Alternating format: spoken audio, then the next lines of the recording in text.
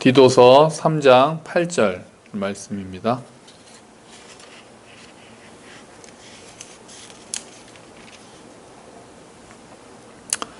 삼 장 8절 말씀이요. 우리 같이 읽어볼까요? 이 말이 미쁘도다. 원하건대 너는 이 여러 것에 대하여 굳세게 말하라. 이는 하나님을 믿는 자들로 하여금 조심하여 선한 일을 힘쓰게 하려 함이라. 이것은 아름다우며 사람들에게 유익하니라. 아멘. 할렐루야.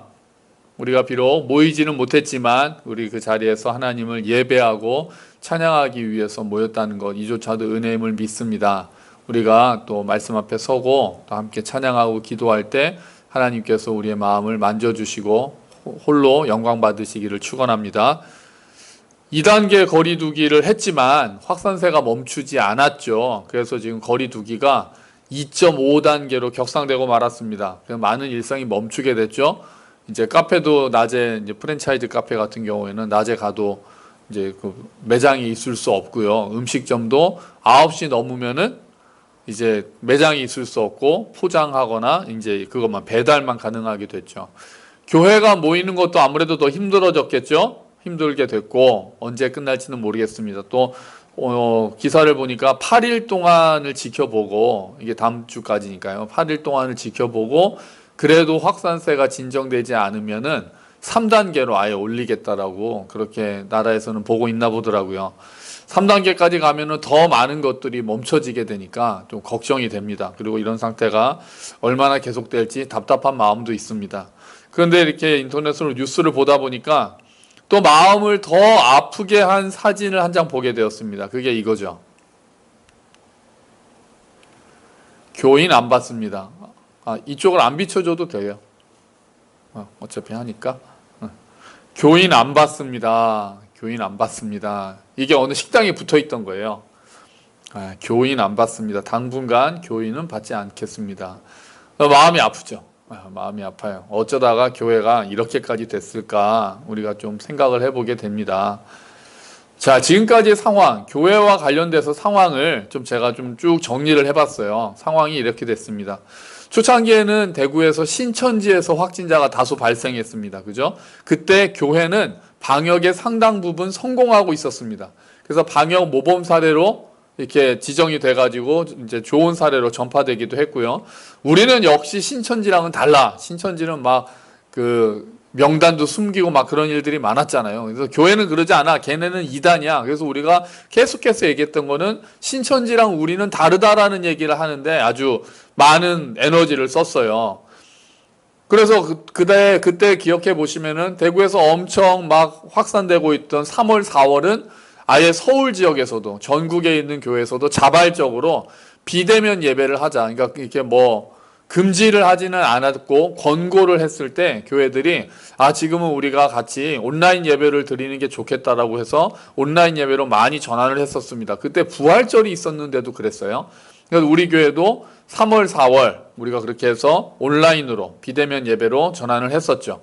그러다가 5월이 되면서 다시 대면 예배가 시작이 됐습니다. 다시 대면 예배로 다 모여서 예배를 드렸죠. 물론 방역수칙 지키고 뭐 열 재고 거리두기 하고 하면서 마스크 쓰고 그러면서 예배를 드리고 우리 교회도 밥은 안 먹었죠. 그래서 밥 먹는 거를 이제 그게 제일 위험한 거였기 때문에 밥은 안 먹고 이렇게 예배를 드렸습니다. 그런데 그러다 보니까 슬슬 교회발 감염이 수도권을 중심으로 발생을 하고 7월부터 교회를 통한 확진자가 너무 많아졌어요. 그래서 7월 10일에 2주간 동안 정규 예배 외 모든 소모임, 뭐 성가대, 수련회, 뭐 이런 것들, 기도 모임, 성경 공부 모임 이런 거를 다 이제 제한하는, 금지하는 정책이 시행이 되었습니다. 그 2주 동안 있었더니 또 좀 잠잠해졌어요. 그래서 7월 24일 날 다시 그 제한을 풀었습니다. 이제 그동안 잘 지켜서 좀 잠잠해진 것 같습니다. 그러고 나서 감염이 빵 늘었죠. 거기다가 이제 또 모 교회 또 거기에서 많이 발생하고 8월 15일 집회를 거치면서 또 아주 많이 늘게 되었습니다. 그래서 교회에서 감염된 사례도 굉장히 많아졌었죠. 그래서 지금 많은 전문가들이 그때 일단 국가가 잘못했다라고 많이 생각을 하더라고요. 그러니까 8월 17일에 임시공휴일을 지정했잖아요. 경제를 좀 살리겠다고. 그것도 너무 섣불리 그거를 풀어줬다. 그리고 교회 소모임 금지도 너무 일찍 그냥 쉽게 다시 풀어줬다. 그러니까 국민들이 이제는 좀 다녀도 되는구나 라고 잘못된 이제 인식을 가지고 아주 너무 방심을 했다가 이런 대2차 유행이 지금 오게 됐다. 그렇게 하면서 그때 정부의 어떤 판단 미스를 많이 이렇게 비판하는 것들을 보았습니다.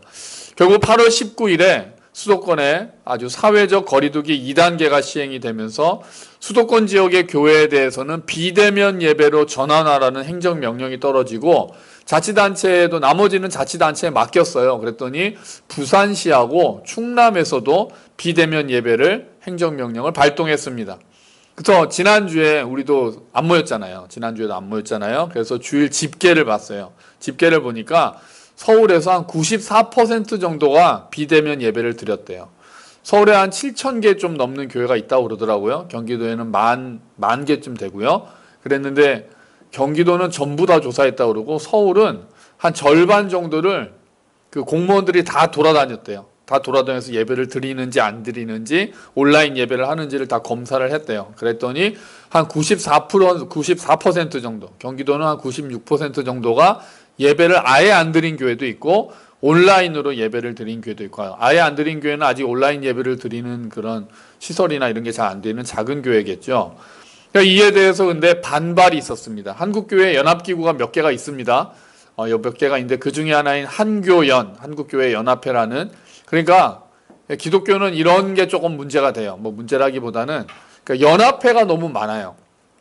한기총도 있고 한교총도 있고 한교연도 있고 다 연합기구라고 합니다. 개신교가 워낙 분파가 많잖아요. 교단이 교단이 너무 많고 그중에 일부끼리 모여가지고 우리가 기독교를 대표한다라는 식으로 이야기를 해서 그게 조금 문제가 있어요. 그래서 이제 예를 들면 한기총은 기독교를 대표할 만큼 교단이 많이 모여있지 않거든요. 대부분 다 빠져나갔거든요. 탈퇴했거든요. 그러니까 한기총은 전혀 한국 기독교를 대표하지 못하는 집단입니다. 지금 그나마 한국 교회에서 가장 그 영향력이 큰 교단들이 모여있는 연합기관은 한교총이에요. 한교총. 이름도 비슷해요. 한교총. 한교총이 그나마 그래도 개신교 중에서 가장 크고, 그리고 기독교교회 협의회. 이렇게 한 2개 정도가 한국 교회를 그래도 대표한다라고 말할 수 있는 연합회가 될 거예요. 근데 그 중에 하나가 아닌 좀 작은 연합회인 한교연이라는 곳에서는 예배는 교회에 있어서 생명과도 같다. 그래서 그 명령 우리는 받아들일 수 없다. 우리는 대면 예배를 강행하겠다. 이렇게 성명서를 발표하고 전국에 있는 교회도 동참하라. 이렇게 얘기했어요. 또 부산시 기독교 총연합회에서도 부산시가 행정명령 내렸다고 그랬잖아요. 대면 예배를 해야 된다라고 강행하겠다라고 성명을 발표했어요. 그래가지고 부산에서는 한 15% 정도는 대면 예배를 드렸다고 그러더라고요. 그리고 어제 이렇게 보니까 또 경기도 총 또 교회 연합회라는 곳에서는 또 대면 예배 우리는 30일까지는 비대면으로 하겠지만 9월부터는 무조건 대면 예배를 하겠다. 교회에 있어서 예배는 생명이다. 이렇게 이야기를 합니다. 그리고 어떤 사람들은 그런 정부의 행정명령에 대해서 이건 기독교 탄압이다. 종교의 자유를 탄압하는 거다라고 이야기들을 합니다. 27일에 한국교회 지도자 16명하고 문재인 대통령이 간담회를 진행했습니다. 그 중에 아까 말씀드렸던 한교총 대표가 처음에 이렇게 이제 발언을 했어요. 발언을 했는데 종교시설은 사업장이나 영업장 취급을 하지 말아달라. 어떤 사람한테는 종교가 취미일지 모르겠지만 신앙을 생명처럼 여기는 이들에게는 종교의 자유는 목숨과도 바꿀 수 없는 가치다. 그러니까 모든 교회에 일률적으로 대면 예배를 금지하는 건 너무 과하다. 그러니까 교회에 따라서 방역 인증제, 어떤 교회를 방역 수칙을 아주 잘 지키는 교회는 한 30% 정도 대면 예배를 허용해주고 그렇게 하면 좋겠다. 이렇게 얘기를 하는 거죠. 그러면서 은근히 또 나라가 이거 종교의 자유를 탄압하는 쪽이 아니냐라고 하면서 이제 은근히 또 비판도 했습니다. 문재인 대통령이 뭐라고 그랬냐면은 신앙의 자유는 절대적인 것이지만 하나님을 믿고 예수님을 믿는 건 절대적이지만 그 신앙을 표현하는 행위는 불가피한 경우에는 국가가 규제할 수 있다. 그러니까 문재인 대통령도 좀 이제 거기에 대해서 조금 이제 날선 이야기들을 했어요. 그러니까 방역은 신앙의 영역이 아니라 과학과 의학의 영역이다. 예배나 기도가 마음의 평화를 줄 수 있지만 바이러스로부터 지켜주지는 못한다. 예배가 기독교의 핵심이고 생명 같은 것이라는 것은 알지만 현재 확진자의 상당수가 교회에서 발생한 것이 현실이라는 객관적인 상황을 인식해달라고 이제 문재인 대통령이 이야기를 했습니다. 일반 시민들은 지금 상황에 대해서 어떤 시각을 가지고 있을까요? 여러분 혹시 주변에 교회 안 다니는 사람들하고 좀 이야기를 해보셨나요? 좀 해보셨으면 아시겠지만 지금 뭐 굉장히 난리가 났습니다. 굉장히 난리가 났어요. 아까 보셨던 그게 지금 믿지 않는 사람들이 가지고 있는 그런 생각을 잘 보여주고 있어요. 그래서 어떤 사람들은 자기가 교회 다닌다는 거 이제 숨긴다. 직장 사람들이 알까봐 숨긴다는 사람도 있고, 그래서 어떤 사람들은 그러니까 이제 너무 기독교를 기존부터 아주 그냥 대놓고 싫어하는 사람들이 있잖아요. 그래서 좋은 점은 보지 않고 나쁜 점만 보는 사람들은 대면 예배를 고집하는 게 이거 헌금 때문이 아니냐 이렇게 막 비난하는 사람들도 있고, 너희가 신천지랑 다른 게 뭐냐 지금 그렇게 이야기를 하기도 하고, 제가 들었던 이야기 중에 가장 또 심각했던 얘기는 IS랑 다른 게 뭐냐, 일부러 막 바이러스 퍼뜨리고 다니는 거 아니냐 이런 얘기까지 들었어요. 이거 너네는 테러리스트다라는 얘기까지 들었단 말이에요. 자, 우리는 어떤 마음으로 이 상황을 대해야 할까요? 자, 먼저 예배에 대해서 우리가 생각을 해봅시다. 그리스도인들에게 있어서 예배는 생명과도 같다라는 말씀은 맞습니다. 인정해야 됩니다. 우리의 정체성은 하나님을 예배하는 자들이잖아요. 그리고 하나님께서도 예배하는 자를 찾으신다고 하셨고요. 예배는 모든 그리스도인들이 지켜야 할 명령이고 동시에 특권입니다. 하나님께서는 예배 받으시기에 합당하신 분이니까요.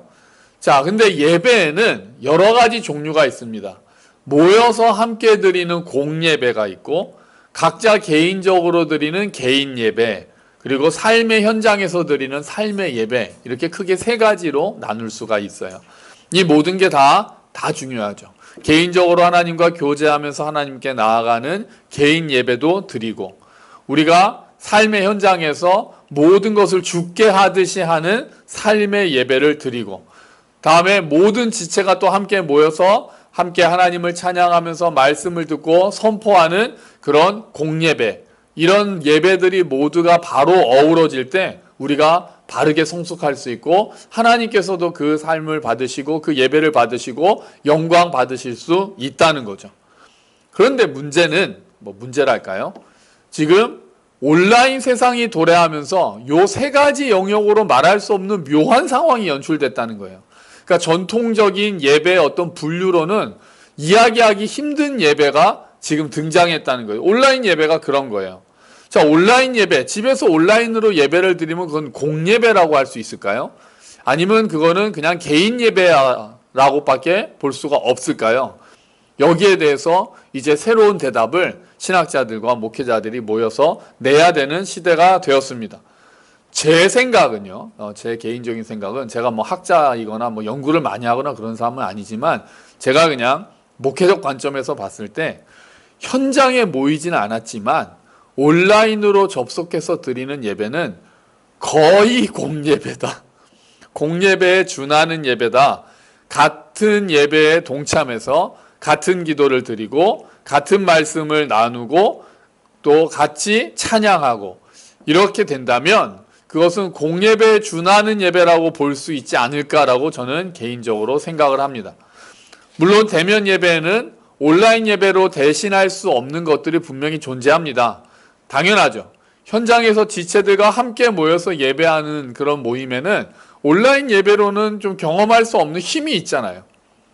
우리가 온라인 예배 쭉 한 2달 드렸다가 딱 모여서 예배 드릴 때 막 밥 먹고 교제하고 그런 거 못한다 할지라도 우리가 그냥 또 많지도 않잖아요. 요 방에는 그때 한 25명 정도밖에 이제 요 예배당에는 못 앉는단 말이에요. 그리고 또 건너방에 한 15명 정도 앉고, 그렇게 해서 우리가 예배를 드렸는데도 그럼에도 불구하고 함께 찬양하고 또 함께 기도하고 말씀을 나누면서 그냥 내 옆에 지체들이 있다는 것만 해도, 함께 기도하는 지체들이 있다는 것만 해도 나에게는, 또 우리에게는 힘이 되는, 그 현장에서만 느낄 수 있는, 또 더 집중이 되는 그런 모습이 있잖아요. 또 우리가 집에서 그냥 예배를 드리는 건 너무 편하게 예배를 드리는데, 우리가 마음을 먹고 또 어디론가 또 가서 우리가 좀 불편하더라도 어디론가 모여서 준비하고 그곳으로 이동하고 자리에 앉고 마음을 가다듬는 이런 모든 과정이 하나님께 예배로 드려질 수 있기 때문에 현장 예배는 너무나도 중요하고 사실은 대체는 거의 불가능합니다. 또한 예배 이후에 이루어지는 소그룹, 또 대면하면서 만나는 그런 소그룹이나 대면 교제는 또 얼마나 중요합니까? 함께 밥을 먹고 삶을 나누고 소그룹을 통해서 말씀을 배우고 또 그 말씀을 내 삶에 적용한 경험을 나누고 함께 기도하고 격려하고 도전하는 모든 시간이 얼마나 중요한 시간입니까? 소중한 시간입니까? 우리는 지체들과의 나눔을 통해서 격려받고 도전받으면서 영적으로 성숙해 갑니다. 그러니까 우리는 가능하면 모이기에 힘써야 되는 게 맞아요. 그건 뭐 더 이상 뭐 말할 필요가 있겠습니까? 모이기에 힘쓰는 게 맞죠. 그러나 그럼에도 불구하고 앞에서 이야기했던 것처럼 예외적인 상황에서는 온라인으로도 예배를 드릴 수 있고 그것도 저는 공예배라고 부를 수 있다고 생각하는 겁니다. 그리고 지금은 그럼 어떤 상황이냐? 예외적인 상황이라고 저는 생각합니다. 예수님께서는 어디서 예배를 드리는 게 옳으냐 하는 사마리아 여인의 질문에 이렇게 대답하셨습니다. 자막을 보시면은요.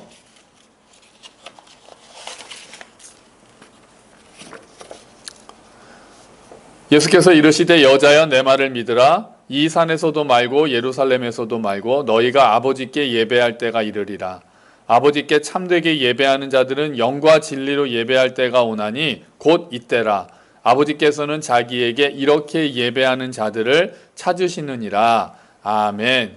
자, 사마리아 여자는 물었죠. 어디서 예배를 드리는 게 옳습니까? 예루살렘에서 예배를 드리는 게 옳습니까? 이 산에서 예배를 드리는 게 옳습니까? 그런 얘기를 했더니 예수님께서는 거기가 문제가 어디서 어느 장소냐가 중요한 게 아니라 이제는 영과 진리로 어느 장소에 있든지 간에 영과 진리로 아버지께 예배하는 때가 왔다는 거예요. 예수님이 이 땅에 오심으로써 이제 우리는 장소를 불문하고 어디서나 하나님을 영과 진리로 예배할 수 있는 시대가 도래했다는 거예요. 성령 안에서 진리이신 예수 그리스도와 함께 그리고 진실된 마음으로 예배를 드리는 것이 중요하다고 예수님께서는 말씀해 주셨다는 거죠. 이 말씀을 지금 우리의 상황에 적용할 수 있습니다.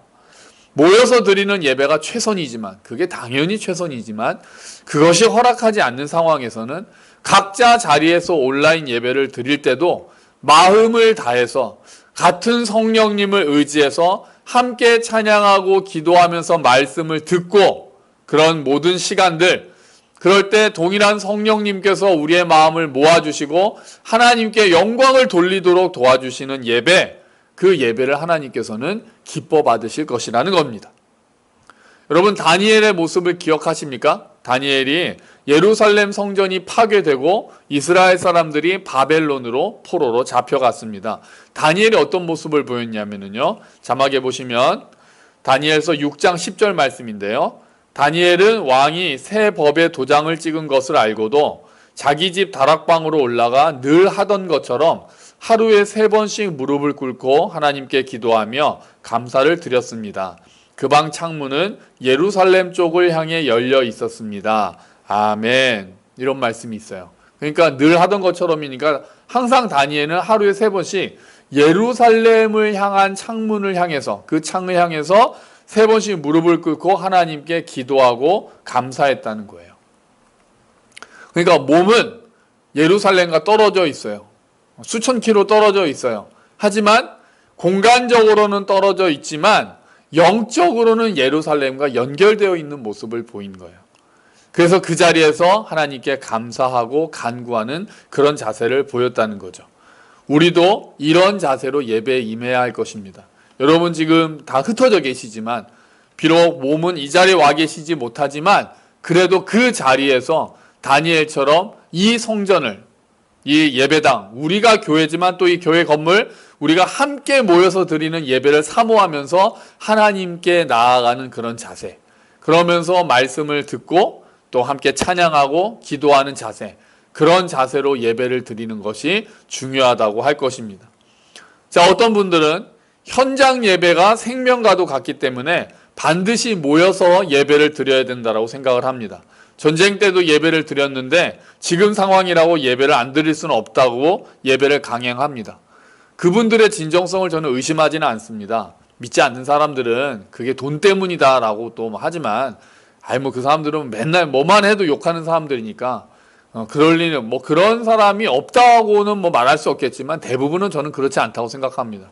정말 예배를 소중하게 여기는 분들이라고 생각을 해요. 그리고 솔직히 그분들한테 우리가 배워야 될 부분도 있다고 생각합니다. 요즘 시대는 예전만큼 예배를 소중하게 여기지 않는 시대가 됐거든요. 그런데 그분들 아무래도 좀 연세가 많으신 목회자분들이고 또 어르신들이겠죠. 그분들은 예배를 지켜야 된다라는 그 예배를 사모하고, 물론 너무 이게 과해서 율법적으로 가는 거는 좀 문제가 있을지 몰라도 우리의 마음은 또 놔주기 시작하면 풀어지기 끝이 없잖아요. 풀어지는 게. 그게 마음을 다해서 예배를 사모하고 그 형식을 지켜야 된다라는 그런 마음은 우리가 본받을 필요가 있다라고 생각합니다. 하지만 지금 상황은 아까 말씀드린 대로 현장 예배만을 고집해야 되는 상황이 아니라 지금 상황은 교회의 사회적 책임과 이웃사랑이라는 관점에서 보는 것이 옳다고 생각합니다. 교회의 사회적 책임과 이웃사랑, 이 두 가지 관점을 가지고 지금 상황을 판단하고 우리가 어떻게 할 것인가를 결정하는 것이 필요하다고 생각합니다. 자, 오늘 말씀 디도서 3장 8절 말씀 다시 보시면 이 말이 미쁘도다. 원하건대 너는 이 여러 것에 대하여 굳세게 말하라. 자, 이제 뭘 말하라? 앞에 이제 쭉 말하라는 거겠죠. 이는 하나님을 믿는 자들로 하여금 조심하여 선한 일을 힘쓰게 하려 함이라. 이렇게 이야기를 합니다. 하나님을 믿는 자들로 하여금, 그리스도인들이죠. 조심하여 선한 일을 힘쓰게 하려 합니다. 이렇게 권면하고 있는 거예요, 바울이. 지금 말 그대로 지금은 교회가 조심해야 될 시기입니다. 교회가 쉽게 바이러스의 통로가 될 수 있다는 것, 그리고 실제로 그런 일이 많이 일어나고 있다는 것을 겸손하게 인정해야 합니다. 왜 절이랑 성당은 안 막고 교회만 유독 그렇게 막느냐? 근데 교회만 유독 많잖아요. 솔직히 그렇잖아요. 근데 왜 그러면 절이나 성당에 비해서 교회가 유독 코로나 집단 감염이 많이 일어날까요? 일단은 모임 개수가 많기도 하고, 교회가 지금 6만 개가 있다고 그러거든요. 많기도 하고, 그거에 비하면은 굉장히 소수가 감염된 것이긴 합니다만, 기본적으로 많다 보니까 계속 뉴스에는 교회발 감염 이런 것들이 나오고 있다는 거죠. 사람들은 이미 교회 자체 전체적으로 싸잡아서 교회에서 자꾸 나와 이렇게 이야기를 하는 거죠. 또 교회가 소모임을 굉장히 강조하고 교제를 중요하게 생각하다 보니까 그런 일들, 식사 교제하고 이런 것들을 굉장히 중요하게 생각하잖아요. 특히 작은 교회들. 그리고 모임이 많죠. 성가대 모임도 있고 성경 공부 모임도 있고 소그룹도 있고, 그러다 보니까 아무래도 가능성이 높아지는 거예요. 실제로 8월 이후 집단 감염의 50% 이상이 교회를 통해서 감염이 이루어진 케이스입니다. 그런 위험이 현실로 드러나고 있다고 볼 수 있는 거죠. 그러니까 우리가 조심하여 선한 일을 행해야 될 때가 된 거예요. 말씀대로 조심하여.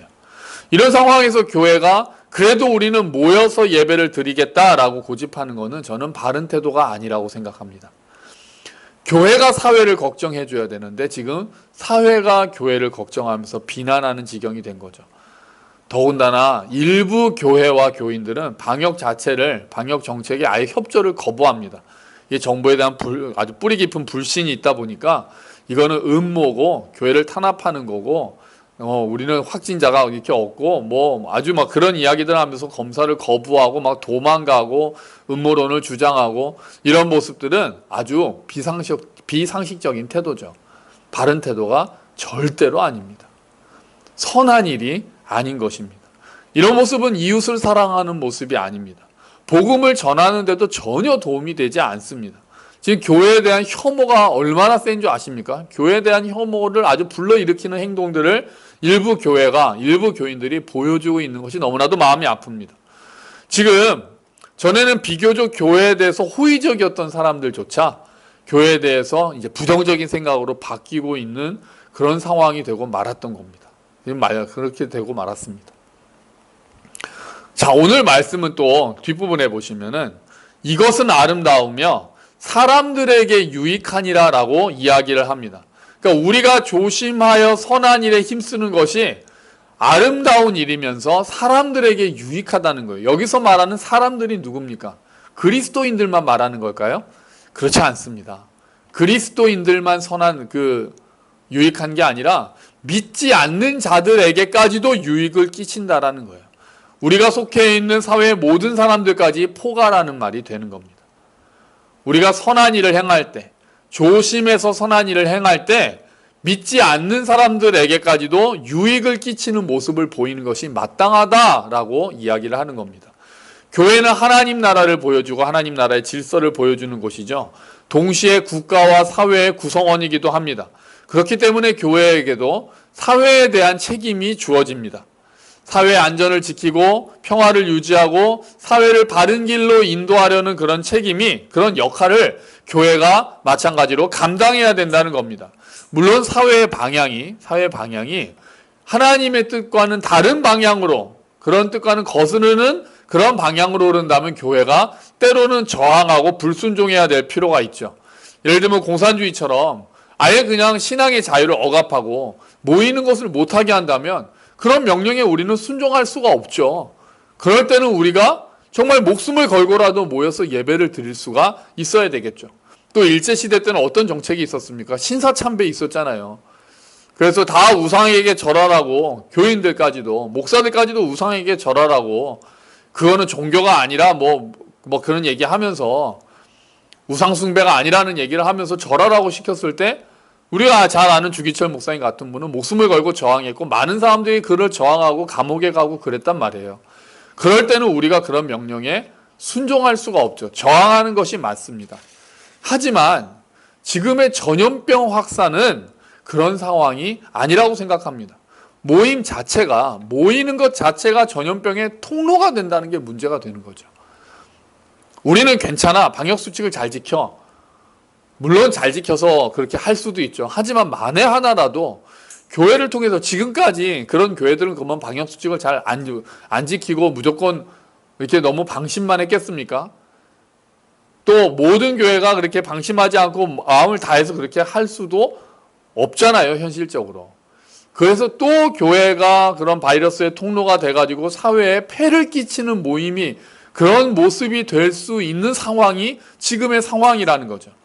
이럴 때는 지금은 사회 구성원 모두가 함께 책임감을 가지고 함께 거리를 두고 모임을 자제하면서 이 위기를 넘겨야 되는 상황인 거잖아요. 이럴 때 대면 예배를 고집하는 것은 사회에 대해서 아주 무책임한 모습을 보이고 이기적으로 보일 수밖에 없는 겁니다. 우리는 어떻게 해야 됩니까? 더 겸손해야 되고 절제하는 모습을 보여줘야 합니다. 지금은 그런 모습이 이웃사랑의 모습이고 선한 일입니다. 그리고 이 사회에 사람들에게 유익을 주는 모습이 되는 것입니다. 어떤 교회에서 이런 코로나 감염 시대가 전해주는 메시지라는 글을 SNS에 올렸어요. 이렇게 그림 파일로 해가지고 예쁘게 디자인해서 올렸는데 많은 사람들이 공감하고 또 막 이게 공유하고 그랬습니다. 그래서 쭉 있는데 일단 기본적인 거는 5가지예요. 어떤 거냐면요. 마스크를 착용하라는 것은 잠잠하라는 뜻입니다. 이게 첫 번째예요. 두 번째는 손을 자주 씻으라는 것은 마음을 깨끗이 하라는 뜻입니다. 세 번째는 사람과 거리 두기를 하라는 것은 자연을 가까이 하라는 뜻입니다. 네 번째, 대면 예배를 금지하라는 것은 언제 어디서나 하나님을 바라보라는 뜻입니다. 다섯 번째, 집합을 금지하라는 것은 소외된 자들과 함께 하라는 뜻입니다. 이런 메시지를 만들어가지고 이렇게 사람들한테 공유를 이렇게 시켰더라고요. 그래서 공유를 하고 있더라고요. 우리가 생각해 볼 필요가 있는 그런 이야기들인 것 같습니다. 그럼 어떤 사람들은 또 이렇게 디자인을 해서 교회 문에 교회 예배를 비대면으로 드리겠습니다라고 하면서 교회에 붙이기도 하고 SNS에 올리기도 했어요. 이런 사진이에요. 교회가 진심으로 미안합니다. 그러니까 우리 교회는 안 그래, 그건 일부야 라고 얘기하는 것도 물론 필요할 수 있지만, 그러니까 우리는 저들과 우리가 신천지는 이단이야. 우리는 안 그래라고 했던 사람들이 또 그들은 아주 일부야. 극히 일부야.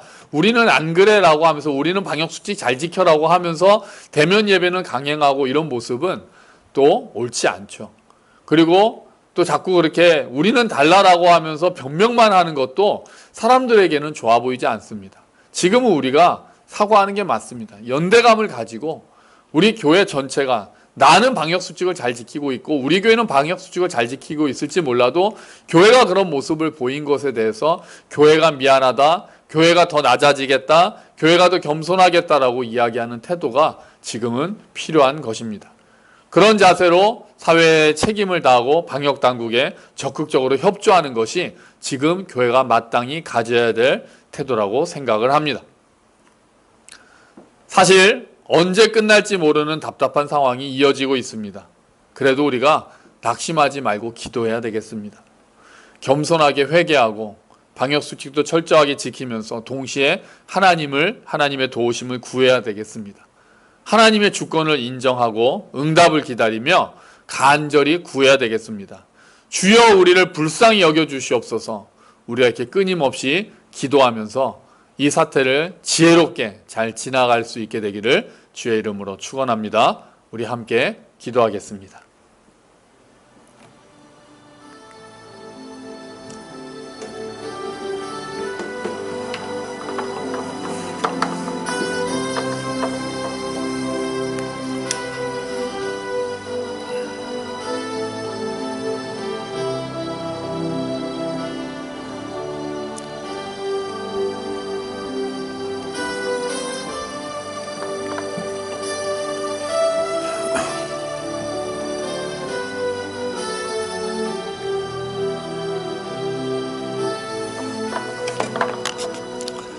하나님 아버지, 교회가 혐오 대상이 되고 사회에 덕을 끼치지 못하고 있는 모습이 우리의 마음을 아프게 합니다. 일부 교회의 잘못된 모습으로 또 실수로 인해서 전체 교회가 비난의 대상이 되고 하나님의 영광을 가리는 일들이 일어나고 있어서 우리의 마음을 아프게 합니다. 주님, 우리가 좀 더 겸손해지기를 기도합니다. 원합니다. 그렇게 겸손해지겠습니다. 더 낮아져야 되겠습니다. 더 사회에 도움이 돼야 되겠고 정말 더 조심해야 되겠고 조심하여 선한 일을 행해서 정말 다른 사람들, 많은 이웃들을 유익하게 하는 일에 앞장서야 되겠습니다.